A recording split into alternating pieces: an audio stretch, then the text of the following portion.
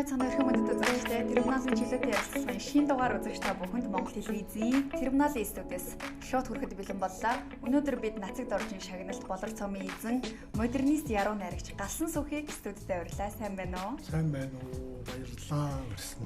За та микрофон өөрлөгөө. Тийм. Нийлэн хамшгаа сунгаад татчих болно. За сайн явж ирсэн үү та? Хэдэн хоногийн өмнө Германаас Монголдо ирлээ гэж байна. Ер нь ямар ажлаар яваад байна? Дахиад бас удахгүй явах гэж шиг байна тий. Тэгээд одоо хэл ус сураад тэгээд одоо 50 настай 50 гарчлаа. Тэгээд ингээд 50 наснд бас шинэ хэл ус сураад тэгээд би өөрөө бас герман хэлэнд их сонирхолтой. Тэгээд орчинд нь очиж герман хэлийг одоо үзэж судалж байгаа. Сая шалгалт өгöd ирсэн бэ нэг гэдэг төвшнээ. Тэгээд шалгалтын 3-7 хоног 4-7 хоногийн дараа тэгээд тэнцсэн байлаа. Буцаж одоо очиод ахиад бас шалгалт өгнө. Тэгээд ингээд сураад л байна да. Тэгээд яагаад герман хэл сурж байгаа гэхээр би германы яруу найргийг монгол хэлэн дээр бас өөрийн чадах ядах хэмжээнд орчуулъя, буулгая. Дээрээс нь бас өөрийнхөө шүлэг зохиолыг бас герман хэл дээр бичдэг болох зорилт тавиад ингээд үз тараад байна. Тэгэхээр герман шүлгүүдийг монгол руу орчуулахад бас одоо яг таны өөрийн бичдэг жанр болох модернист чиглэлийн шүлгүүдийг ер нь буулгах төлөвлөгөөтэй байна уу? Тэгээд одоо модернист гэхгүй ер нь германы яруу найраг агуултаа би тэгж боддог. Англи яруу найрагч агуу, Оросын яруу найрагч агуу, Хятадын яруу найрагч агуу, Японы яруу найрагч агуу. Ер нь дэлхийн яруу найраг бол тэр чигээр агуу. Бас Монголын яруу найраг гэдэг бол бас нэг агуу ертөнц гэж би бодож явдаг. Тэгээд ингээ герман шүлгүүд заавал модернист биш инээ тэр гэсэн юм байхгүй. Цэвэр яруу найраг гэдэг утгаар нь одоо ингээд бид нар монголчуудын сайн мэдих Гетегоос эхлээл одоо тэгээд Аренер Мари Рилке гээл Австри герман хэл дээр үчдэг яруу найрагч ингээд миний дуртай олон яруу найрагч байл та герман хэл дээр шүлэг зохиолоо бичсэн. Тэгээд ингээд гол нь би тэнд энэ хэлийг бас сураад 50 наснаас хэл сурж эхлэхэд бол тарих толгой шал өөр ажилтдаг юм байна. Өөр сэтгэдэг юм байна. Манай үеийнхэн ч болохоор тэгэл одоо хамаг амьдралдаа сэтгэлд нь хандсан гэртээ ачтайг эрхлүүлээл. Тэгэл ингээд тулг тойрсон юм ирээл. Ингээл байгааг надад ер нь харагдаад байгаа. Сая бас ирсний дараагаар энэ 38 дахь удаагийн номын баяр Сүхбаатарын талбайд маань боллоо.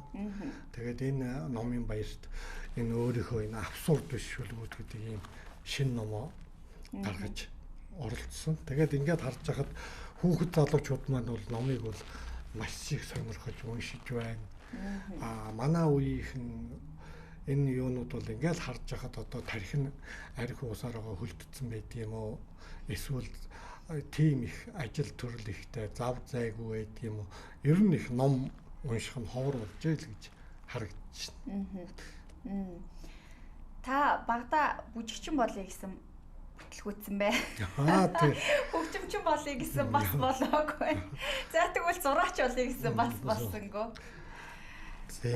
Пионерын үнэн сайнны гар зургийн уралдаанд явуулах гал харц сууж чи бас л одоо өөрийнх нь зурсан зураг таалагдаагүй гэдэг ч юм уу хөлнийхэн шүрмэс татаад янз янзын үйл явдлууд болоод ингээл те ер нь ингээл өөрөөс нь зүгтаагаад байгаа юм шиг ер нь л холоор тойроод байна л та тий 3 дугаар ангид ордог жилээ тий тэгээд ер нь тэр жил чинь болохоор 80 Монгол хүн анх сансарт нисээд гүр Аргачаавбаатар маань сансарт нисээд тэгээд пианерын үнэн сонин гэж байлаа. Одоогийн залуучууд мэдэхгүй л хальтаа. Пианерын үнэн сонинд утга зохиол урлаг гэж сүртэй том сонин байлаа. Энэ сонинд гэхдээ одоо байгаа л да. Одоо хүүхэд залуучуудын дунд одоо найрамдал, Монгол зөвлөлтийн найрамдал, Монгол хүн сансарт ниссэн ойг тохиолдож яруу найргийн уралдаан зарласан байж шүлгийн. Тэр уралдаан санаанд өгөө оролцоол 3 дугаар байр эзлэл их баярлалаа. Гэтэл тэр талах боочсон байсан сонин дээр таны нэр байна гэж хин мэдхэвдээ тийм. Харин тийм ээ. Тэгэхээр бол тэр хэдэн оны үйл явдал юм бэ? 1983 он.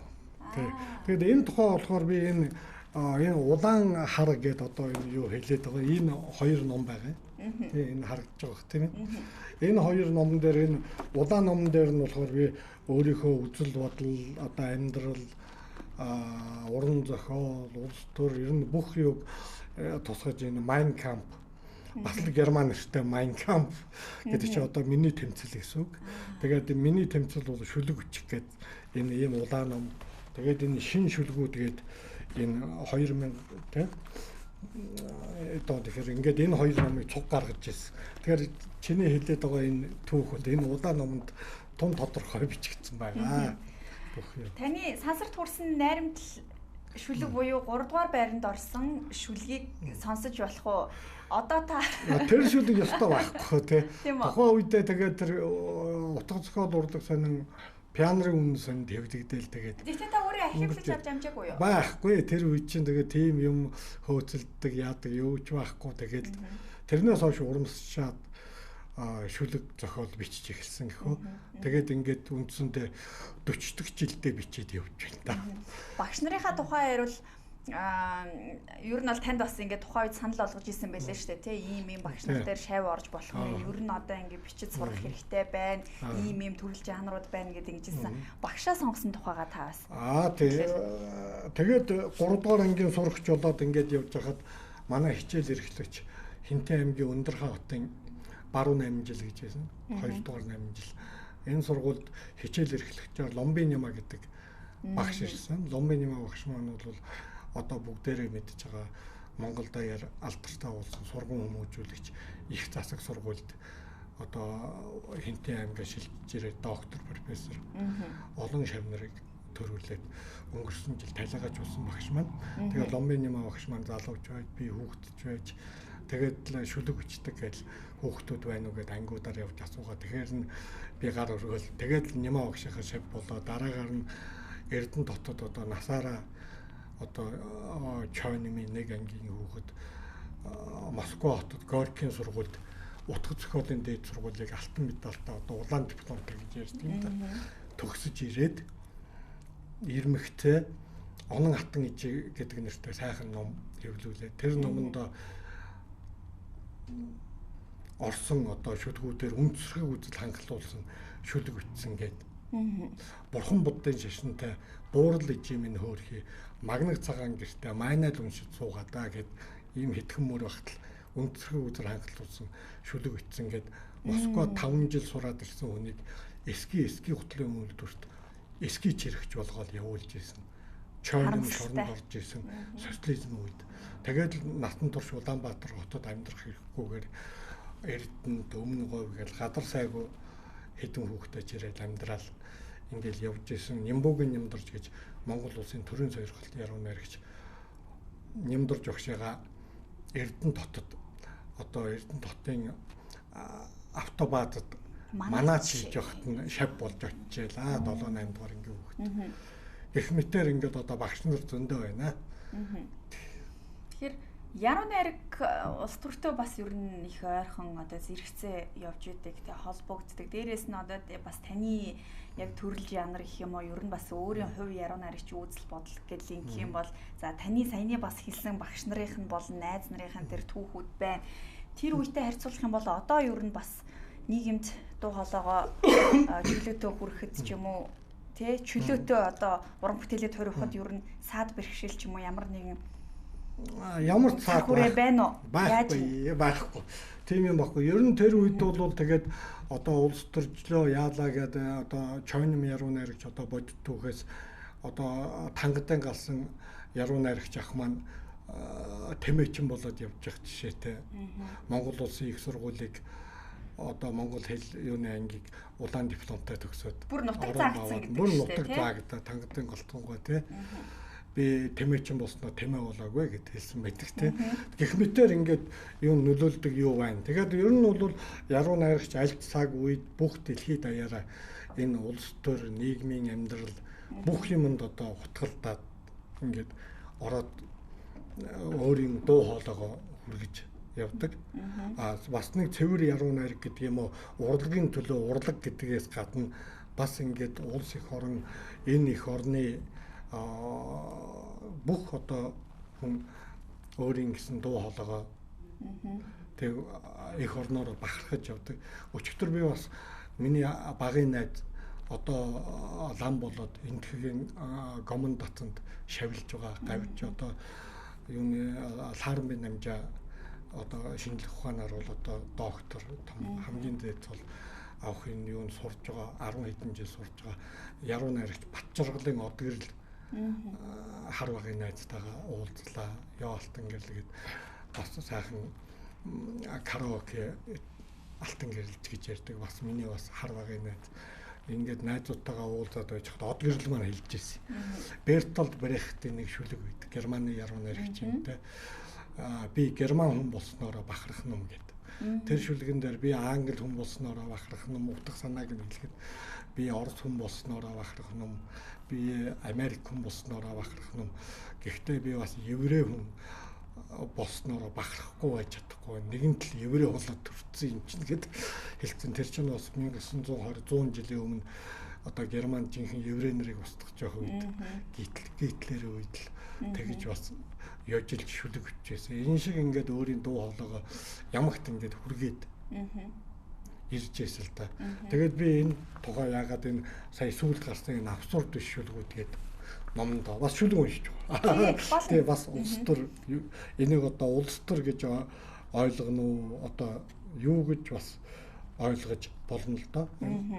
Тэгээ абсурд биш шүлгүүд гээд энэ номонд маань янз бүрийн шүлгүүд л орсон байгаа. Тэрэн дотроос бас нэг онцлоод шүлэг уншиж.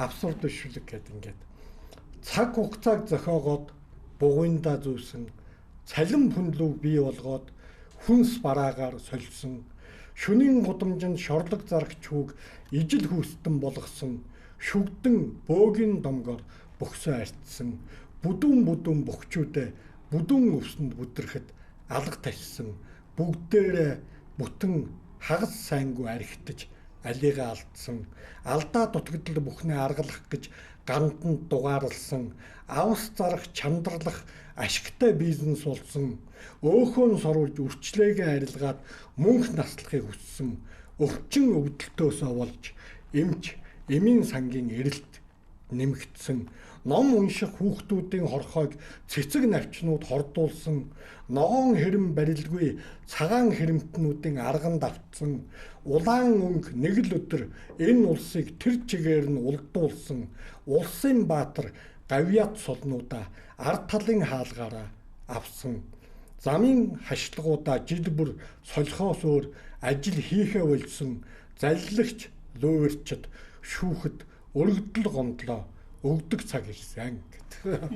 Одоо яг ингэ би одоо бодож байгаад л одоо Монголын маань байдал энэ юу харагдаж байгаа юу гэдэг ийм л надад абсурд харагдаж байна л да.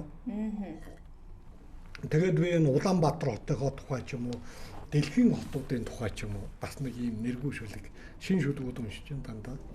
Тэгээд нэргүй шүлэг бичсэн. Нэг хотод хүмүүс нэг нэгнээ харааж амьдардаг.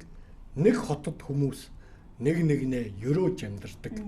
10-20 алхмын зайтайгаар анзаарахч сөхөөгүйгээр атаат дайснууд 10-20 жил холхилтон зөрдөг. Шүүхээр яллан хэн нэгнээ хорсолтойгоор хонзонтойгоор шүүс юуг нь сайтар шахаж шоронд явуулдаг. Цэцэг барин арх хундаглан амжилтын дээдийг хүсэж цэцэн ухааны туйл гэж ухаанд нь ухан шиг унтал магтаад энэ хотод хүмүүс нэг нэгнээ өрөөж амьдардаг, эргэж ахиж хизээч уулзахгүй гэдгээ мартан аж төрдөг. Ховжив хорон санаагаа 200 алхмын цаанаас татаж ховдог шунлын салмуудаа хордон тоогоор чангалж тэд энэ хотод нэг нэгнээ харааж амьдардаг. Тэмцэл өрсөлдөөн тулааны талбар болгон аж төрдөг. Нэг хотод хүмүүс нэг нэгнээ харааж амьдардаг. Нэг хотод хүмүүс нэг нэгнээ өрөөж амьдардаг. Гэж одоо иймэрхүү. Ер нь дэлхийн хотууд бол нэг иймэрхүү л байдалтай байгаа гэж байна. Зөвхөн Улаанбаатар гэлж байна. Зөвхөн Улаанбаатар ч биш. Ер нь хаана амьдарч байгаагаас шалтгаалаад бичих сэдв илбэг бөгөөд цөөхөн байна гэсэн зүйл байх уу? Хаана асуудал их вэ? Тийм байхгүй юу? Байхгүй. Одоо тэгээд хэлдгээ одоо Герман байна уу, Англи байна уу, Монгол байна уу, Хятад байна уу, Орос байна уу, Япон байна уу, Солонгос байна уу, хаанч амьдарсан гэсэн ер нь бол яруу найраг яг адилхан усаал гардаг. Жишээлбэл одоо би энэ шүлгийг Францд явж байхдаа бичсэн. Энэ одоо энэ хагас энэ улаан хар номны дараагаар би энэ хагас ирээлэл шүлгээ бас энэ номоо гаргасан. Энэ ном нь одоо хэдэн он гарсан ном бэ? Энэ ном чинь 2000 хэдэн он гарсан ном? 2022 он гарсан. 3 жилийн өмнө. Тэгээ 3 жилийн өмнө гарсан ном байна. Тэр номд би энэ Францд явж байхдаа энэ шүлгийг бичсэн.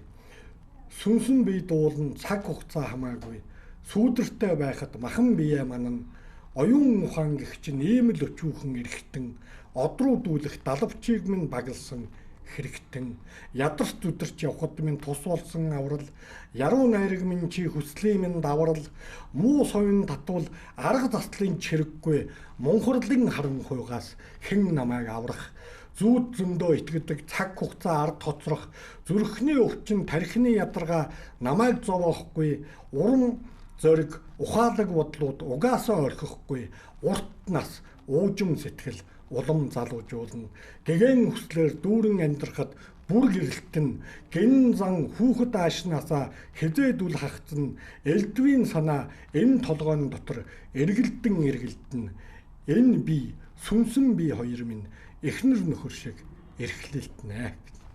Энийг одоо Францад бичсэн шүлэг. Тэгэхээр бол би яруу найрагт бол нэг цаг хугацаа хамаарахгүй гэж бодож явдаг хүн. Хаанч гэсэн хүмүүс одоо шүлэг мүлэг бичдэг хүмүүс хэлдэг юм байлаа. Энэ одоо гадаад дотоодод яваад ингээ онгод орохгүй байна. Ерөөсөө шүлэг бичиж болохгүй байна. Тэгэхэд бол тийм нэг явцуу жалганы гэх юм уу, ийм юм байх дэмэл гэж боддог байхгүй юу. Тэгээд одоо ковид боллоо шүү. Коронагийн дараа энэ шүлгийг Германд бичижсэн. Ковидын дараах мөрөөдөл гэдэг. Одоо дэлхийн ертөнцөөр одоо явсан тийм. За ковидын дараах мөрөөдөл. Амстердамын тамхины мухадгаас намайг олоорой. Аризонагийн их хавцалд надтай таараарай. Тэгвантфексийн сат суурган дээр хамтдаа гараарай. Таитын арлын элсэн дээр цухтаа хэвтээрэ. Нохой шиг хэрэн хэсэх насмын нэмэгдэн нартын дор сарны гэрэл над дээр хаанч тусна. Истанбулын зах зээлээр надтай цуг тэнээрэ. Испанийн Мадрид хотоор өдөржин хамт алхаарай. Питерт цойгийн Камчатка пабд 100 татаарай. Парисаас Шарлевиль рүү хань болж яваарай. Муур шиг Миран гитэх насаа мартан муу өхөн ард үлдэж муухай санагдахгүй болно. Бээжингийн метрог дэлбэлэх мөрөөдлийг минь сонсоорой. Биелэхгүй ч гэсэн саран дээр цогтох хүслийг минь хүндлээрэй. Хулан шиг хулжин холдох нас минь наашлна. Худлаа хэлээгүйг минь хэн нэгэн нотлно. Жич хойд Лондонгийн хөх өмсгөлтэй Челси багийн хөгжүүн дэмжигчид дотроос намайг олоорой. Гэт одоо ингээд ковидын дараа бичсэн. Ковидын дараа одоо мөрөөдөл. Тийм нэртэй шүлэг. Тэгээд одоо л явж өгч байна дөө дэлхийн ертөнцөөр. Дэлхийн ертөнцөөр явхад ер нь бол их мөнгө хэрэггүй шүү дээ. Манайхан л ингээд нэг аялна гээл тэгэнгүүт чинь аимшигтай их мөнгө хэрэг болдог шиг л ярьдаг. Яг үүргэвчтэй аялал гэдэг шиг гараад явхад тэгээд ямар ч байсан өөрөө архитар зуухгүй, хар тамхи татахгүй, авгай хүүхэн эргүүлэхгүй, ном журамтай явхад бол энэ дэлхий дээр адилхан хүн юм чинь очиж болохгүй газар гэж байхгүй. Тэ. Сарн дээр хүртэл очиулна гэж бичсэн байна шүү дээ. Та хэд орчим орноор аялсан байна? Би зөндөө явсан. Энэ яруу найраг уран зохиолын буйнаар Колумбусд хүртэл яруу найргийн Меджин гээд Колумбийн нөгөө Пабло Эскобарын хар тамхины мафия гэж яддаг. Тэр Эскобарын төрсэн хот Меджин гээд хотод Колумбийн соёлын яамнаас одоо манай улс муухай ийм хар тамхины нийслэл манай Меджин хотод те Богото нийслэн шүү дээ. Колумбусын нийслэл бүгд нарамдах Колумбус. Тэгээд тэрний мэдж ингээ 2 3-т ордог том хот нь тэр Пабло Эскобар төрсөн байхгүй. Тэр хотыг энэ муухай нэрнээс нь салгах гэж жил болгон яруу найргийн олон улсын фестивал, дэлхийн хамгийн том фестивалуудын нэг яруу найргийн тэр фестивалд хүртэл очиж оролцож байсан. Ер нь тэгээ Египет ингээд Тайван, Майван яваагүй газар байхгүй. За нөгөө талдаа бас яруу найргаараа ч оюун санаагаараа бас явж аялаж. Тэ явж аялж одоо дэлхийн ертөнцийг таньж мэдж энэ богиносхон наснд өгснөө хийж хөрөнгө мөнгө хураагаад хавдараад авсанд аваад орохгүйгээс биш. Үзэж харах хэрэгтэй байна. Үзэж харах хэрэгтэй байна. Би таны талаар уншиж хахад өдрөн шүлгээ бичээд шүнэн аягүй их ном уншдаг. Өөр бусад одоо гадны орны зохиолч, яруу найрагчдын зохиолыг их уншдаг гэдэг. Тэгэл таны ер нь амьдралын хэв маяг яг л ийм л өөр бусад зүйлд цаг зав зарцуулж байна уу? Яаж юм? Одоо тэгээ сайхан шүлгээ уншаад янз бүрийн дэлхийн яруу найрагчдын бичсэн шүлгийг өөрийнхөө хэмжээнд судлаад хэл ус үзээд ингээд явж явах шиг жаргал бол үндэ алга. Тэрнээс биш надад бол тийм бизнес хийдэг мөнгөний орлогоны юм ерөөсөө байхгүй. Тэгээд ингээд шүлгээ бичээ ямар ч байсан өдөртөө нэг 5 хоолтой. Тэгээд өдөртөө нэг одоо Виктор Цойгийн хэлснээр карманда нэг хайрцаг тамхитай бол тэгээд амьдрал сайхан.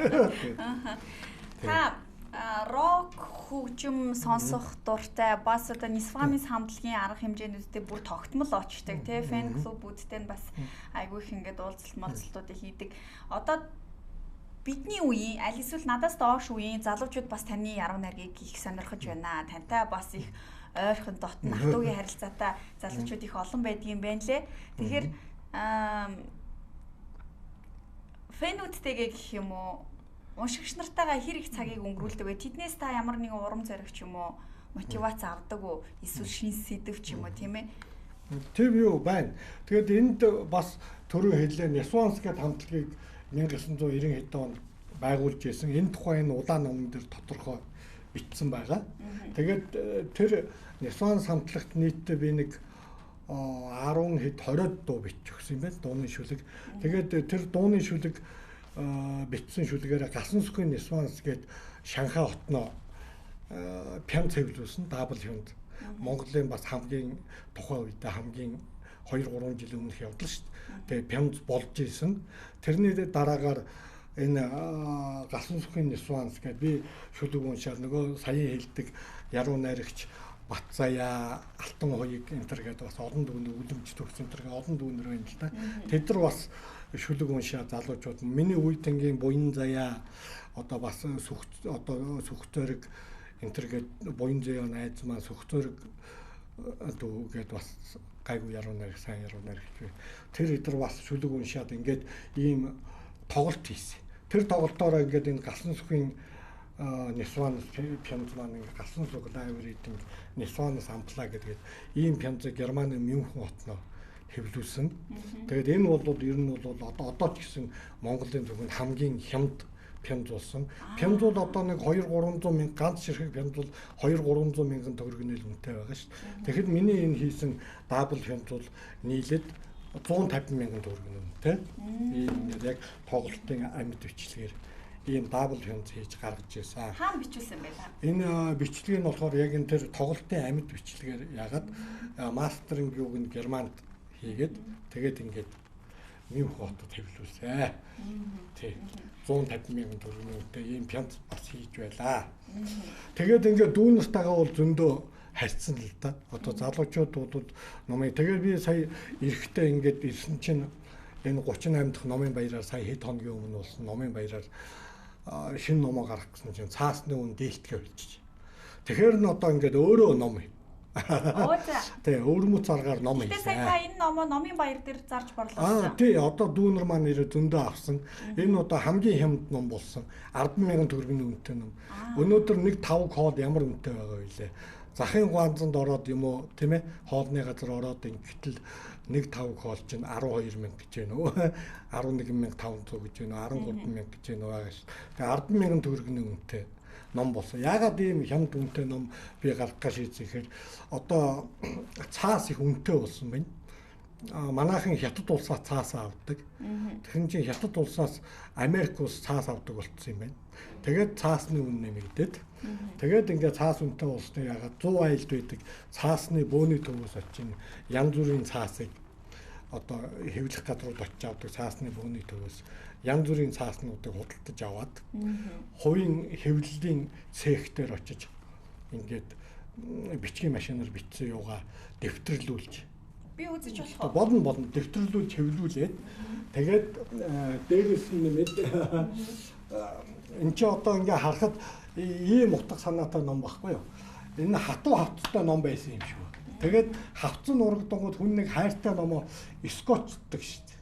Тийм байна. Тэгээд түтснээс скотч авч угаад скотч дэлгүүрээс авч угаад скотчтод тэгээд ингээд нөгөө хар цагаан хэвлүүдэд энэ тэр урд талын абсурд биш шүлгүүд гэдэг ингээ номын нэр байгаа үз. Улаан тамгатай. Хамгийн хойно авна шүү дээ. Тий, араас нь Япон ном шиг араас нь уншдаг. Тий, уншдаг. Ингээд хүмүүс яагаад ингэсэн хүмүүс чинь ингээ ном аваад уншихдаа манай монголчууд дэлхий дахинараа тэр нь ажиллах. Номыг ингээ араас нь хардаг шүү дээ.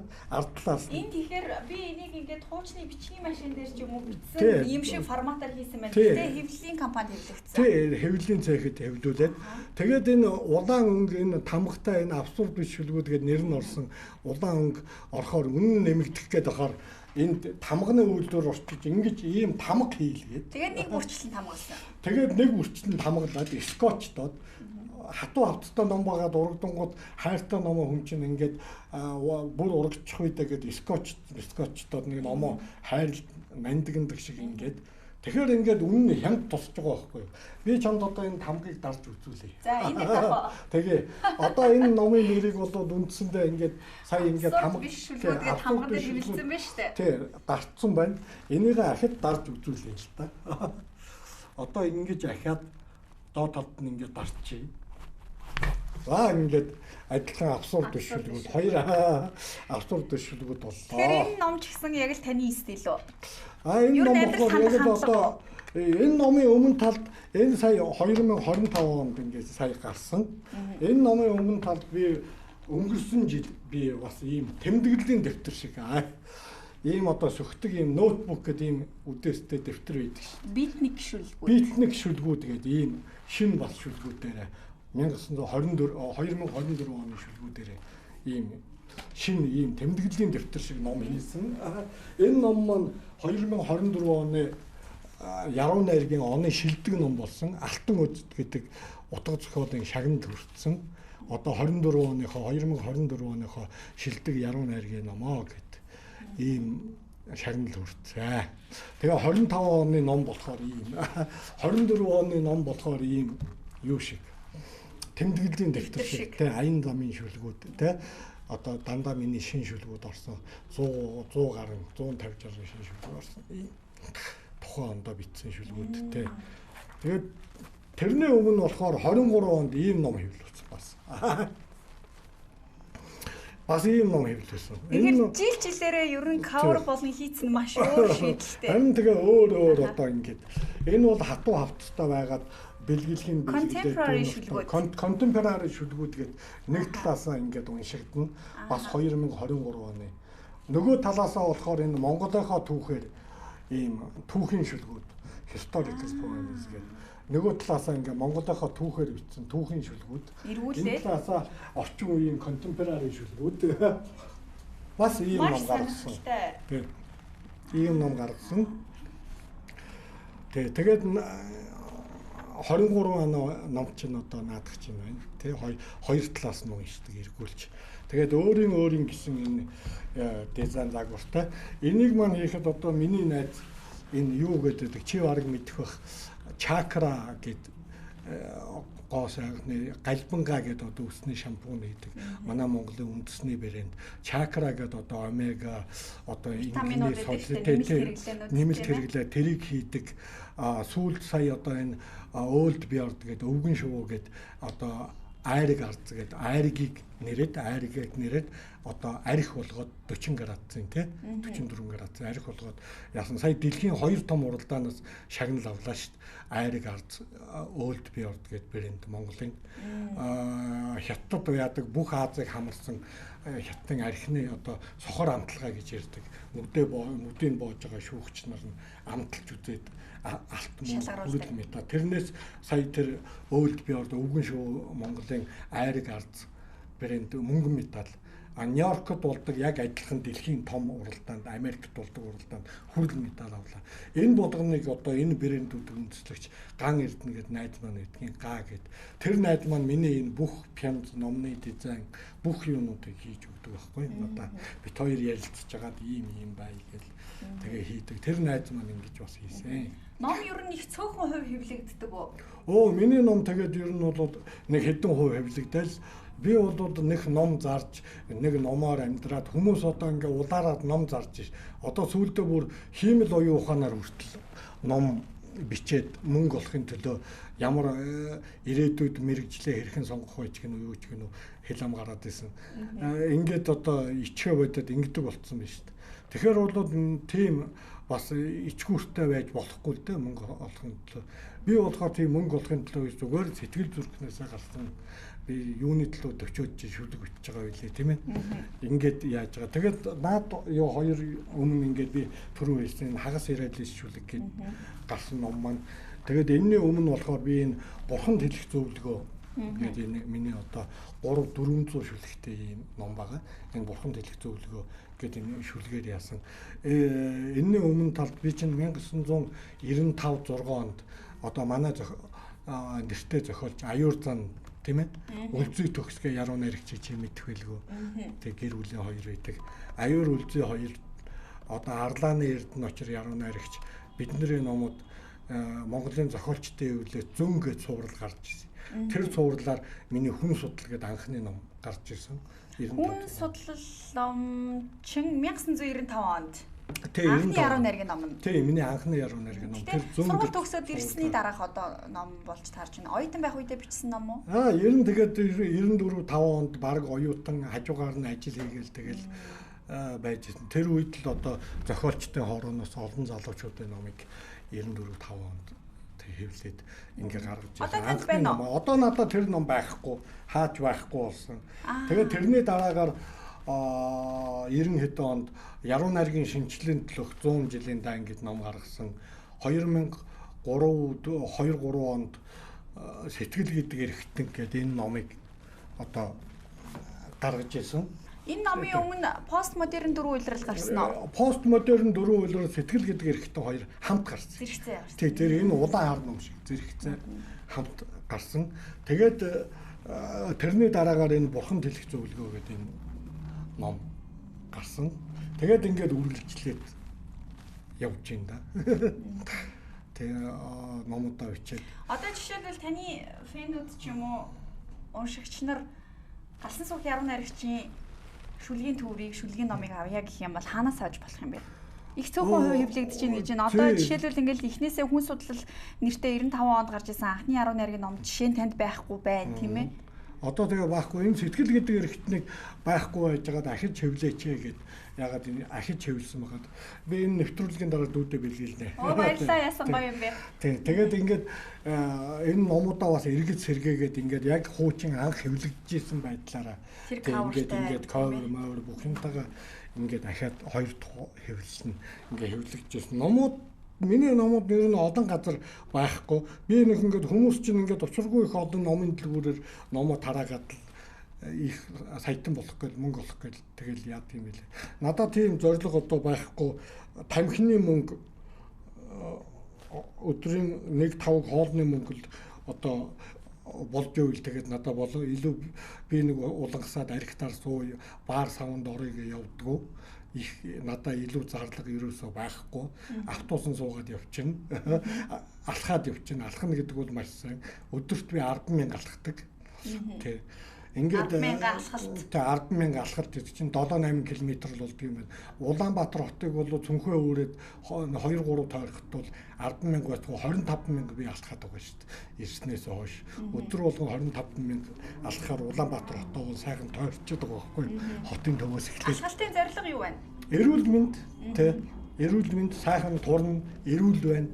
Дасгал хийх зорилготойгоор та дасгал хийгээд ажлаа амжуулаад давхар цүнхээ өөрөөд алхаж шít. Тэгэхгүй бол одоо энэ тарган хүн тал бүрийн өвчтэй гэдэг шít. Тэгээ ер нь бол ингээд эрүүл чирэг байхад бол алхалт бол маш сайн. Тэрнээс биш учиргүй дандаа шогшоод гүүгээд гэсэн үг шүү дээ. Тэгээ дугуй унах хүртэл хортой л байхгүй. Одоо дугуйчд бол хамгийн их бас өвдөж шít. Дугуйч чинь ингээд байнга жийсээр итлэн өвдөгний үе юм уу бүх юм чинь сулраад эдгэр чи хаглагаанд орж шít. Тэрний орон сайхан алхаа явж байхгүй юу? Тэгээд залхуурж явах. Би тантай өнөөдөр анх удаа уулзж байна. Тэгээд одоо таны шүлгүүдээс бол их хурц утга санаанууд гардаг. Шүлгүүд маш их уучлаарай. Түрүүчийн асуултыг гүцээ чи хариулаагүй баха алхалт бол явуулчлаа. Тэгээ номууд болохоор зүгээр ер нь их дэлгүүртэй байдаг нөгөө их дэлгүүрийн 6 давхартай байдаг Majestic гэдэг номын дэлгүүр, тэнд байгаа Интер номд байгаа, Ад сур номын энэ гурван номын дэлгүүрт л байгаа. Тий. Би номоо үдээгээд явчихдээ тэгээ зарагдвал зарагдана үз, авах хүн авна үз, авахгүй нь авахгүй үз. Улаараад рекламдаа миний номыг аваарай, номыг маань аваачтай гэдэг ингээд гүгээд сонирхол ерөөсөө байхгүй. Одоо нэг юм инээдтэй зургууд явж идэв шүү дээ. Яг одоо рок хамтлагийн фэнүүд нэгсэн жил амар сүртэй рок хувц мовцтай гэтэл яг дуучна гэх ингээд маш энгийн хүн байдаг юм.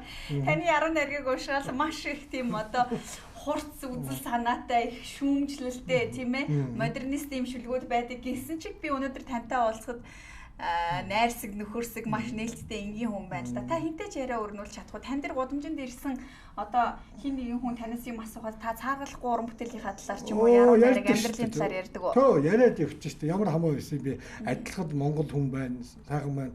Юун дээр өнгөрсөн 7 сард хичээл ороод өдөр болго хичээлтэй байдаг байхгүй герман хэлний.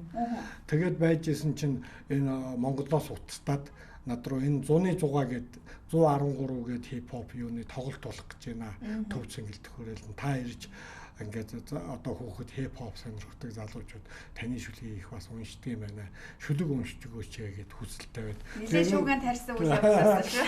Тэгээд яасан чинь ах нь очиж чадахгүй юунд ягаад тийм наашаа цаашаа хаавайсан Германаас ирж очиж зардал мөнгө чинь нэгдүгээр талах хоёрдугаарт энэ чи ах нь өдөр болго хичээл номтой байгаа гэсэн чинь ахаа таны зардал мөнгөийг дагаад ингээд яа хагас бүтнээсээ таарч штэ та нэг 2-3 хоног хүрээд ирчихтэйгээ гуугаад хаар хурж ирээд уншсан. Тэгээд ингээд дүүнер та уулзаал бас шүлэг зохиол, уран зохиол, монгол хэлнийхээ тухай ярилцаал.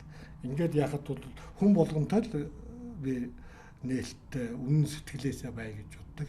Надд бол хүнийг тэгж одоо луйвардаад одоо гэдэг одоо нэг хүмүүс чинь сонин зантаа болцсон биз. Энэ хүн надаа ямар ашигтай вэ гэд юуны төрөм хардаг.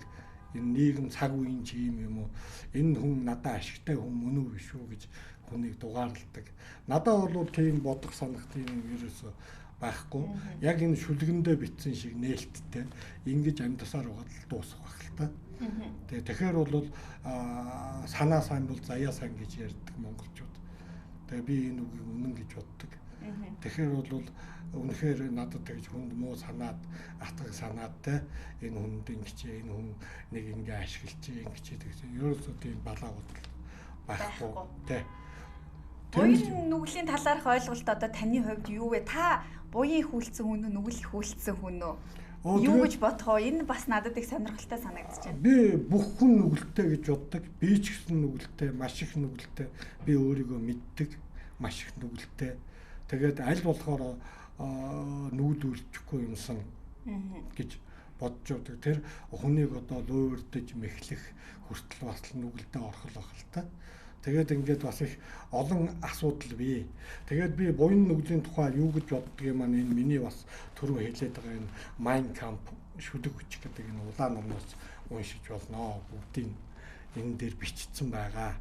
Нэгэнт бичсэн юмыг ахин дахин давтаж яриад юу вэ гэж бодож байна. Тэрнээс биш би нүгэлгүй хүн энэ хорвоо дээр би байхгүй гэж боддог. Хүүхэд болж одоо ихэн хэвдийгээс төрөөл тэгэл энэ ертөнцийн амьдралтай орооцолтол тэгэл жинхэнэ нөгөө буян нүгэлж эхлэл явчихж байгаа шүү дээ гэж л би боддог доо. Одоо буцаад та Герман руу хэдийд явах гэж хэр хугацааны дараа эргэж ирэх үү? Германд очисон хойноо ч гэсэн мэдээж уран бүтээлээ үргэлжлүүлээд шүлгүүдэд тогтмол бичсээр байна. Энд байхдаа ч гэсэн би одоо шинэ шүлгүүд бичиж байгаа. Тэгээд би одоо бас өмнө талын одоо бичсэн жишээлбэл энэ сая гаргасан энэ абсурд шүлгүүд гэдэг энэ номонд орсон шүлгүүдээ би эргэж хараа чамлж байгаа байхгүй. Би одоо юу балаа юм бичсэн бэ? Энийг энэ нэг биш ээ гэж ингээд дандаа ингээд сэтгэлд хүрдгүү. Тэгэхээр нэг яагаад ч юм нэг өөр энэ юмнууд маань чамлагдаад нэг өөр нэг юм айтайхан юм бичих юмсаа гэ өөрийгөө голоод ингээд дандаа өөртөөгөө тэмцэл хийгээд. 40 жилийн хугацаанд ч юм уу одоо таны энэ өстой гоё болсондоо энэ бол яг л иймэрэ байх ёстой гэсэн шүлэг байна уу? Аль эсвэл та ер нь дандаа л эргэж хараад юу бичсэн юм бэ гэсэн юм байна. Тэгээд тэр юунууд энэ одоо бурхан дэлгэх зөвлөгөө номонд орсон тийм шүлгүүд бас байна. Хайртай шүлгүүд. Жишээлбэл энэ номонд маань ингээд энэ үнэдэн нутагт хавар цагийн импрессионист аялгау гэдэг юм суурал 5 шүлэг байдгийг. Энэ шүлгэндээ би их бас хайртай. Яагаад энэ шүлгийг бичих болсноо ер нь өөрөө ч бараг мэддгүй. Яагаад ингээд үнэдэн нутагт хавар цагийн импрессионист аялгау гэдэг ингээд бичсэн болоо гэд 1993 онд бичижсэн. Энэ шүлгэндээ бас их хайртай. Сонсч болов. Болно. Тий. Нэг шүлгийг уншдээ. Өнөөдөр нутагдах импрессионист аялгау гэдэг нэг юм цуврал шүлэг бичвэлаа. Тэгээ би энэ яруу найраг их хэцүү. Түрүүн би абсурд шүлэг гэдэг одоо ингээд улс төрийн маягтай юм шиг, нийгмийн амьдралын маягтай юм шиг шүлэг уншижсэн. Тэгэхээр энэ одоо яруу найргийн ингээд тийм хоёр хуваагаад байгаа шиг байна. Тайзны яруу найраг. Жишээлбэл ингээд бодор том дээр уншаал те. Монголын радио хятадаар мэдлэхэд би үхнэ энтер гэж уншчихэд эсвэл одоо бурхан чи битгий хуцаа гэдэг бурхан тэтгэх зүйлгээд янз бүрийн шүлгүүд байна. Миний шүлгүүд бол их олон характертай л да. Зарим нэг шүлгүүд нь болохоор ингээд сайхан нэг цуслан дээрээ ингээд нэг их бороо орсон хөх ороо өдөр ингээд сайхан дулаан хөнжил шургаад ингээд борооны чимээ чагнаад нөгөө нэг юугаа будаатай цагаа уугаад гэдэг шиг тэгээ байж юмар ингээд яг өөртөө сонсож өөрөө мэдрэмжээр хүлээж амаар тайзан дээр уншаад хизээч хүлээж авахгүй те тайзны тийм хашгираа биш. Жинхэнэ тийм дотоод мэдрэмжийн яруу найраг бас байгаасай гэж боддог байхгүй. Тэгээ тэрнэрийн нэг л дээ. Тэгэхэд ийм шүлгүүдийг одоо ингээд эпир ч юм уу ингээд юун дээр уншихад айгүй хэцүү. Ингээд цаасан дээрээс өөрөө нүдэрээ хараад уншвал илүү ойлгоо мэдэрнэ. Тэгээ юу ч гэсэн уншээ. Тэгэхээр айгүй ингээд сонсоход сонирхол санагдаж магадгүй. Үнэдэн нутагт хавар цагийн импрессионист аялгау. Нэг үнэдэн нутаг. Эмээгийн зурагтай жааз адил эрвэхэн нутагт хар алаг нохой морьтой хүн даган хөв хуцсан шогчгод хавар цаг шаазгаас адил шуугилдан ирэхэд алаг эрвэхээс хун галуус адил нутгаан өрхөж Америк руу оцсон мэт чив чимээгүй. Алаг эрвэхэн нутаг хайлган хавар цагт алаг үнэдэн нутаг болоход онд орсон өвс ам тавин тунгалаг орон зайд нүдний шилмэт үлэс алгуур нүүж танил эрвэхэн далмит салхи хийсэн тунгалаг хар шоргоолж сүл өвсөн дээр хэвтэх номны галчгийг тэргүүн шүлэгч билет сандрар хэмээн үсгэлэхэд толгойн нэргэн ухаанан самуурхыг мэдэн дэрсний үндэс түшиж амаргаа ирэхэд хөтөлцөн гэрлүүгээ одно үнэдэн нутагт цуслангийн байшингууд бөмбөлөгс мэт улайран үнэдэн нутагт алтан шаргал жорлон гэрэлтэж ногоон онгоц шанаагаа тулан нисхүүдлийн тэртээд бодлогоширн модон сандал адил сэтгэл минь үнэ уйтгартай мөөрөхөд хөдлөхгүй бүсгүй хүн ирж хормоогоо засан суугаад шүлгийн ном уншихад би хачин сонирн болж нойр хүрнэм гэдэг нэг иймэрхүү мэдрэмжийн гэх юм уу юу гэх юм шууд ингээд уншаад яахад их хэцүү.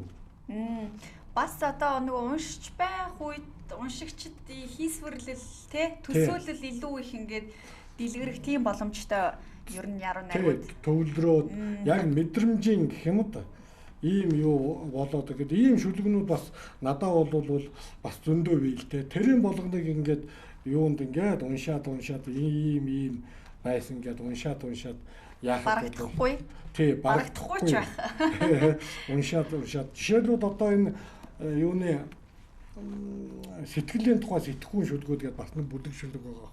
Саяын шүлэг нь шал өөр тэгсэн мөртөө ийм зөөлөн сэтгэл заримдаа зөвийг буруутгах аюултай уужим сэтгэл угаасаа ухааныг төөрүүлэх өвдөстэй хатуу сэтгэл хаяа харамсал төрүүлэх хуйлтай өрөвч сэтгэл үнэндээ өстнийг сүхрүүлэх шидтэй дурлах сэтгэл дандаа дур гутаадаг гэмттэй омоглон сэтгэл үнэндээ олныг бүтээлгэх чадaltaй нэмжин сэтгэл нэрэ нэр хүндэл тустай хүнлэг сэтгэл харин хүн бүхэнд хэрэгтэй сэтгэл бүхнээс салвал сэтгэхгүй амар амьдрын тойшиг сэтгэл тэхээр түмэн зовлонгоос танилгано гэх мэтэр ингээд яац тэгэнгүүт эн чинь бас нэг өөр маягийн шүлэг болоод явчихж байгаа юм.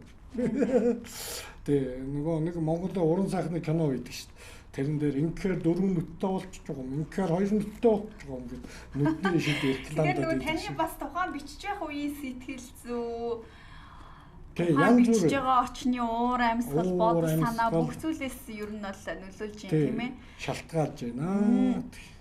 Тэгээд ингээд би ингээд битсэн юмудаа харж байхад янз бүрийн шүлгүүд байгаа байхгүй. Тэрнээс биш заавал шүлэг нь ингээд орилж чарлаад хашгирсан гасан сүг ингээд гараа зангидаад хашгирж идэг гэдэг тийм утга агуулгатай юм бол бас биш. Тэгэхээр дийлэнхтэй ч юм уу тийм ээ. Магадгүй хүмүүс галсан сүг дандаа эсэргүүний байр суурьнаас бичдэг.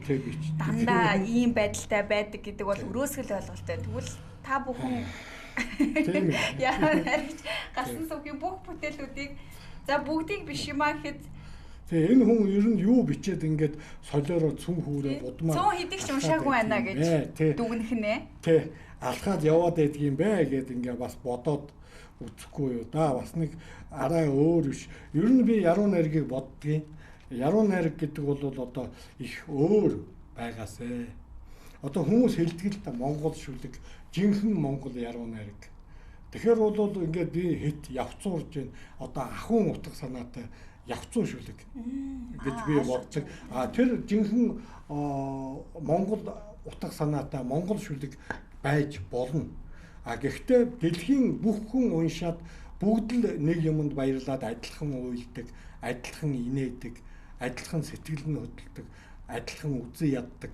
Ийм байгаа юм чинь миний шүлгүүдийг уншаад бүгд адилхан бас ингэж байгаасаа гэж бодож буй шүлгээ бичдэг юм аа 40 жил шүлэг бичиж байгаа хүний хувьд тэгж хэлмээр байна да. 40 жил шүлэг бичиж байгаа мөн уншиж байгаа хүний хувьд ном унших үеийн одоо хамгийн гоё орчин ч юм уу хамгийн тансаг орчин гэвэл танихаар юу хэлэх вэ? Тэгээд дуртай номоо одоо карманда хийж аваад энд тэнд одоо боломж олдвол уншаад явдаг. Одоо бол зөвхөн ном гэхгүй одоо энэ гар утас тийм ээ энэ таблет ингээд олон төрлөөр номыг бол уншиж шít. Тэгээд ингээд явж байхад бол энэ шиг жаргал байхгүй. Одоо нэг ховж уншаад ховж орчин бол хаанч байсан хамаагүй. Орчин бол хаанч байсан хамаагүй. Хүмүүс бол би өстой энэ номуудаа нойлдоо тавьж байгаад уншдаг. Одоо би засах одоо нойлын өрөөндөл би ном уншдаг. Тэр ч бас тансаглал. Тий, тэр ч бас тансаглал тий. Тэгээ бусад үед нь бас завгүй хүн байж болно шүү дээ. Таны одоо ном бичихэд яруу найргаад хэрэглэхэд хамгийн тохиромжтой цаг хугацаа ч юм уу тохиромжтой тийм орчин гэж байдаг уу? Байхгүй. Тийм тохиромжтой цаг орчин хайгаад хүмүүс бол хэлж юм байна. Одоо ингээд би хамаг юмнаас чөлөөлөгдөж байгаа бол одоо шүлэг хүчтэй. Эсвэл би тэтгэвртэй сууж байгаа шүлэг хүчтэй. Нэг ингээд ном бичин сүүлийн үед бол ингээд ном бичих яах гэдэг нэг одоо тэтгэврээ аваад тэтгэвртэй гараад ажил хийхээ болоод ингээд цаг нөхцөөдөг зугааны ажил болцсон юм шиг бас ярьдаг хүмүүс бас байдаг юм байлаа. Би бол 10 настайгаас хойш шүлэг битсэн өнөөдөр 50 гарсан хүн гэхэд бол энэ хугацаанд тэрийг бол юу гэмээр юм дээ. Одоо хэлэх олдохгүй байгаа байхгүй юу? Тийм чөлөөндөө гарсан хүний хийдэг ажил юм уу? Би тийм чөлөөндөө гарсан хүний хийдэг ажлаар 10 настайгаас хойш яваад байгаа юм уу? Ер нь өөрийгөө ч гэсэн ойлгох маягтай. Тэр юуг харахаар бол тэгэхээр бол ер нь яруу найраг гэдэг бол би хувь заяа хүний амьдрал бүх амьдралаа зориулж ингэж энэний төлөө хүч хяналж бичиж дурлж ингэж бичээл энэ ямаараа дууснаас биш. Би одоо шүлэг бичээ саятан болно, мөнгөтэй болно, тийм юм ерөөсөө байхгүй шүү дээ энэ оргууд төр. Тэгжил би боддгийн. Тэгээд бас миний хайртай бас нэг шүлэг байна. Энийг болгоор би энэ шүлгээ боддог байхгүй. Миний энэ шүлэг бол цаг хугацаагүй шүлэг гэж би дотроо бодож явдгийг. Мөнх настай. Мөнх настай. Их айхтар тодорхойлолтой. Мөнх настай шүлэг юм да. Тэгэхээр бас өнгөрсөн болчихдээ болоо. За тэр нэргүй ийм шүлэг байна. Игшгэлэнд хэмдэл нэгэнтэй ирвэл эргэж хэсэгтэй надаас явдаггүй. Аялгуу төгс тэрхүү айдмыг алдчихгүй гэхдээ би газраар явдаггүй. Би цогцсон минь тайлагдшгүй хэмнэлд автахад баяр баясгалан намайг эзэмддэг. Хэлхийн ирэхгүй тийм аялгуунаас болжгүй. Хэн нэгний нүдэнд хачин итгээд харагддаг. Надаар дүүрэн тэрхүү аялгуунаас болж нойрсож амрахыг умартах сайхан байдаг. Үгээр хэлшгүй ихшгэлэн үргэж холдохгүй гэхээс үнэндээ би түгшдэгч жаргалтай болдог. Намун болоод гэгээн хэмнэл нэг л мэтгэд намайг орхисон байдаг. Нисэж газар дээр буугаад би нялх хүүхэд шиг тэнцэж ядан хөлд ордгоо гэнэ. Тэгээд эндээс харахаар надад нэр цаг хугацаа харагдахгүй байна. Юуны тухайч бичсэн. Тэгээд ихтэй ингээд яг номон дээрээс нүдэрээ хараад ингээд уншвал улам сайн ойлгодог байна. Ер нь тэгэхээр таны мэдрэмж сонсохоос уншихаас илүүтэйгээр унших уншиж явах үедээ өөрийн бас тэр хийсвэрлэл төсөөллийг давхар шингээгээд явах нь илүү жаргалтай, илүү амттай санагдаж байна тийм ээ. Одоо би яваад өгнө. Тэг хаашаа ч юм. Тэгээд яваад үлдэнгүүд эцээ номл үлдэнэ. Энэ хүн юу хичээсэн юм бэ? Юуны төлөө тэмтжсэн юм бэ? Тэгээд ер нь уран зохиол яруу найраг гэдэг бол асар хэцүү юу золиослдог байхгүй. Олон хүн өөрийгөө золиос. Би мундаг яруу найрагч болно, мундаг зохиолч болно гэд олон хүн архин живж өглөө. Одоо хүртэл архи усаар л явна. Би мундаг зохиолч юу, би агуу зохиолч юу гэл архи усаар явна. Олон хүн эндээс болж амьдралаа золиолоо, сайхан бизнесмен байж болох байсан, сайхан эмч байж болох байсан, сайхан багш байж болох байсан. Олон хүн амьдралаа золиолоо. Тэгээд уран зохиолын нэг хатуу юу нь болохоор дандаа золиослдог. Өөрийгөө золиослж иж ингээд чи үнэхээр юм бичиж чадаагүй юу гэдэг чинь үлд. Одоо манай багшийн Нимбүгийн Нимдурч багшийн одоо шүлгээ бичижсэн 50-60-аад он 60-70-аад оноос гэхдээ одоо явуу холон гэд яруу найрагч байна. Манай багш байна. Мишгин Цэдэн дурж байна гэд мундаг яруу найрагч байна. 80-аад оныхноос Очир Батын Дашвалбар Данзангийн Нэмсүрэн гэд мундаг яруу найрагч. Өчнөө 80-аад оных ингээд олон мянган залуучууд шүлэг бичижсэн байхгүй. Энэ чинь зөвхөн Монголд биш. Дэлхийд дахинаараа. Хятадд ч адилхан байгаа, Оросд ч адилхан байна, Германд ч адилхан байна, Англид ч адилхан байна, Америкт ч адилхан байна. Одоо нэг Оросын яруу найрагч хэлсэн байдаг ш. Хамгийн жижигхэн тосгонд хүртэл хайртай яруу найрагч байдаг. Тэр тосгоны хүмүүс хайрладаг яруу найрагч хамгийн жижигхэн тосгонд байдаг байх нь шүү дээ. Тэрэн шиг ингээд одоо энэ хитгэн ганц хоёрхан л хүн үлдчихэж байгаа байхгүй. Бусдууд нь тухайн үедээ бичижсэн. Тэгээд цаасны хойг болвол мартагдаад. Тэгээ би ч гэсэн байхгүй. Тэ нэгэн цагт байхгүй болохыг үгүйсэхгүй. Тэ энэ чинь ингээд тухайн цаг үедээ хэцүү. Одоо Ван Гог гэд бидний мэддэг зураач байна. Ван Гогийн тухайн цаг үедээ тоодгүй л байсан шүү дээ. Зургуудыг нь хүмүүс ингээд бэлгэлсэн. Ван Гог чи ихэнх зургаа хүмүүс бэлгэлсэн. Би бас хүмүүст номоо бэлгэлэх дуртай. Ингээд зургийг авангуутаа л энэ Ван Гог гэж хачийн юу зураг хийцээ. Ийм наран цэцэг гэж байдаг гинэ. Ийм одтой тэнгэр гэж байдаг гинэ гэд ингээд хандаа хатгах нь байтугай агуулах руугаа зойрлогоо хийгээд нуугаад өстой бэлгэлсэн юмда авахгүй байж болохгүй гэл. Одоо тэр зургууд хэдэн саяар үндэгдэж шít. Ван Гог гэдэг зураач бүгд нь. Энэ шиг бас ийм байдаг юу бас байна. Гэх мэтэр ингээд тааварлашгүй төсөөлшгүй цаг хугацаа өөрийнхөө юмыг шалгаруулаад аваад бэлтэн. Тийм учраас ингээд нэг марафон гүйлтэнд ингээд яг л гүйж байгаатай адилхан байхгүй. Зам зур цуварж унаад байна хэн барианд орох төрүүлэх нь таашгүй. 90 оны дунд үе сүүл үе 2000 оны их үеэр бичижсэн таны зарим номнууд одоо танд байхгүй гэж байна. Тэн дотор магадгүй хэдэн зуун жилийн дараа үн цэнийн тэ болох бүтээлүүд байвал яах вэ? Тэрийг одоо яаж автралах уу ч юм уу? Тэр юунд өмнө талын тэр гарсан номнуудын шүлгүүдийг би энд бас бурхан хэлэх зөвлөгөө гэдэг энэ номыг нэгтгээд оруулсан. Тэгэхээр бол тэрэн санаа зовлоо. Та Горкийн нэрмж утга зохиолын дээд сургуулийг төгссөн. Утга зохиолын яг дээд сургууль биш, дээд курс гэж байдаг. Дээд курс. Тэр курс нь социализм үед 2 жил байсан байхгүй юу? Тэгээд энэ 2000 тэр чинь 2 3 он шүү дээ. Ингээд яангууд 20 жилийн өмнө 1 жил болсон дээд курс. Төлбөртэй болоод 1 жил болоод. Тэгээд тэнд би яах гэж очсон бэ гэхээр би одоо Орос Америк яруу найрагч Америкт одоо Оросоос цагаачлаач гарцсан Нобелийн шагналт яруу найрагч Йосип Александрович Бродский гэдэг яруу найрагчдыг хайртай шүлгүүтэн дуртай монгол хэлэн дээр бас 2 дугаар жуулвэр энтергээ найрагдлж шүлгүүдийг нь бас орчуулж исэн Орос хэлнээс. Тэгээд энэ яруу найрагчийн багш гэх юм уу одоо Евгений Рен гэдэг Оросын төрийн сойрхолт яруу найрагч одоо амьд байна. 95 6 настай багш маань еврей хүндэлтэй. Йосип Бродский гэсэн бас еврей хүн. Ленинградын дандаа. Тэгээ Ленинград одоо Санкт-Петербург, одоогийн Санкт-Петербург дээр үеийн Ленинград. Тэгээд энэ хотод Анна Ахматова гэдэг мундаг яруу найрагч байдаг. Монголчууд сайн мэднэ Монгол яруу найраг тохиол. Анна Ахматовын нөхөр Николай Гумилев гэдэг мундаг яруу найрагч байжгаад 1921 онд Ленин цагаан хувьсгалын эсрэгөө бослог гаргах гэж ингээ буудаад алдсан. Энэ хоёр хүний дундаас Лев Николаевич Гумилев гэдэг монголч эрдэмтэн төрсөн монголчууд сайн мэднэ. Монголыг судалдаг. Энэ хүний аав ээж хоёр байхгүй юу? Хоёулаа яруу найрагч. Николай Гумилев, Анна Ахматова. Тэгээд тэр Анна Ахматовагийн гарын шавнар байхгүй юу? Йосип Бродский, Евгений Рен гэдэг одоо 90 хэдэн настай багш. Энэ хүн Горкийн утга зохиолын сургуульд одоо яруу найргийн лекц уншиж. Тэгээд энэ хүний шав болох гэж би зориг очиод 1 жил уулзаж хамт байж одоо юу гэдгийг сургууль дээр ирж банк яруу найргийн тухай ярина, хичээл заана.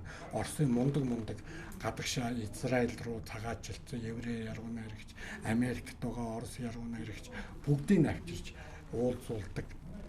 Манай ангийнхантай ийм юуг 1 жил сонссон. Тэгэхээр дээд курс Горкийн сургууль яг. Би танаас сая сургууль асуудаг нь яруу найрагч хүн төрдөг үү, сурдаг уу? Би төрдөг л гэж боддог. Тэ би одоо өөрийгөө төрсөн үгүйг сайн мэдэхгүй байна. Тэ хүмүүс л мэдэх байх. Одоо би одоо ямар шүлгээ яг ингээд ийм шүлэг гэж тайлбарлаад хэлээд ингээд их хэцүү.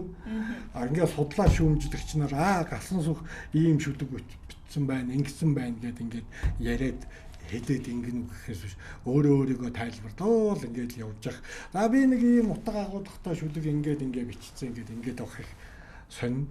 Тэгэхээр бол яг энэтэй адилхан тэгээд шүлэг бичгийг сургуулаар сурна гэж байхгүй л дээ. Тэгээд л үнэхээр амьдралаа золиол яваад одоо тэгээд бүтгэн бүтээл тэгээд явж байгаа олон тэмтчээд явж байгаа олон хүмүүсийн нэгээл гэж өөрийгөө боддгийг. За маш их баярлалаа. Та бүхэн хэдийнэ нэг цаг ярилцчихъя. Ийм хурдан өнгөрчлөө. Ярьсаар хэлчихэ. Манай зочид ер нь ихэвчлэн тэгдэг ийм хурдан өнгөрсөн үү? Таны ертөнцийн хуужим юм, бидний цаг их одоо богинохын юм. Тэгээд нэг цагийн хугацаанд одоо тантай бас бүхэл зүйлсийн талаар тэр ялангуяа яруу найргийн талаар ярина гэдэг бол бас одоо боломжгүй зүйл. Гэхдээ ямар ч байсан энэ хугацаанд тодорхой одоо сэдвүүдийн талаар ярьж бас таны уран зохиол, яруу найраг бүтээлүүдийг унших дуртай уншигчид, үзэгчдтэй таныг хэсэг хугацаанд ч болоо бас уулзуулж чадсан гэдэгт итгэлтэй байна. Тэгээд ямар ч байсан буцаад Герман явахаас өмнө амжаад хэдэн минут ярилцлаа, танд их талархлаа. Сайхан байна. Тэгээ хэл усаа сураад бутаад ирнэ шүү дээ. Хэл усаа сураад тэнд ч очиод хэл усаа сураад буцаад ирэхэд одоо манай мундаг яруу найрагч Дашторжийн Нацагдорж маань Герман улсаас сурч илээсэн Чинагийг алсан гэд мундаг зохиолч бас Герман улсаас сураад ирсэн. Одоо бүр ардын өрн зохиолч байж байна. Тэгээд ингээ хэл усаа сураад ирэх гэж Герман руу очиж хэл сурж байгаа болохоос биш тэнд би нэг ажил хийгээл учиргүй мөнгө төгрөг олоод ингээд байх гэж байгаа юм биш шүү. Бас их хүмүүс бол их буруугаар ойлгож байна. Нэг л амьдрах гэж тэнд очиод нэг хэдийн евро авчих гэж Монголд амьдрах байр суурьгүй болчоод явсан нөхөршгөл зарим нь ойлгоод ах шиг байна л да. Тийм биш ээ. Хэлээ сураад буцаад ирнэ. Санаа зовлтгүй. Тий. Бүр явцсан гэж гордож байгаа бол гордсны чинь гарч шүү хэлмээр байна да. За их баярлалаа. Нацагдоржийн шагнал Болор цамын эзэн модернист яруу найрагч Галсан сүхтэй би өнөөдөр шууд эфирт ярилцлаа. Магад дараагийн нэг өдөр энэ студиуд дахин одоо уулзах хөв тохиол гарах бах. Таны сурахын хүсэлтэд амжилт хүсье. Тэгээд би залуучуудаа хандаж уриалахад ямагт суралцаараа өөрийгөө хөгшөрсөн яалаа одоо сурхаас хоцорлоо гэж хизээч бодож болдгүй юм байна. Үргэлж залуу байгаараа, суралцаж байгаараа. Тэгээ хэл сурна гэдэг чинь бас хүний оюун ухаан сэргэж үг цээж өдөр болгон үг цээжлэхээс харийн хэлний үг цээжлэхээс эхлээл тарих толгой үргэлж ажиллаж сэргэлдэн байдаг, сайхан байдаг шүү гэж хэлмээр байна. Тэгээд юуны төлөө хэл сураад байгаа юм гэхээр монгол хэлэндээ жинхэнэ одоо бас дэлхийн яруу найргийн нэг хэсгийг орчуулахын тулд дээрээс нь нэмээд өөрийнхөө оюун ухааныг улам нэг хэлээр тэлж тэр гадаадын уран зохиол юу сайн мэдэрч одоо өөрийгөө боловсруулахын тулд сурж байгаамаа. Тийм учраас монгол хэлнийхээ төлөө сурж байна гэж би өөртөө дандаа хэлж явдаг. Тэрнээс биш өөрийнхөө сураад энэ гадаадын хэдэн жуулчийн ирэнгүүт орчуулагч хийгээд нэг хэдэн $1 авчих гээд яваад байгаа юм биш шүү. Гэдгийг бас хэлье. За их баярлалаа танд ажилласан. За үзэгчдээ чөлөөт ярилцлагын нэгэн дугаарыг түрээд өндөрлөж байна. Эх 7 хоногт шин зочинтойгоор иргэн уулзъя. Баяртай.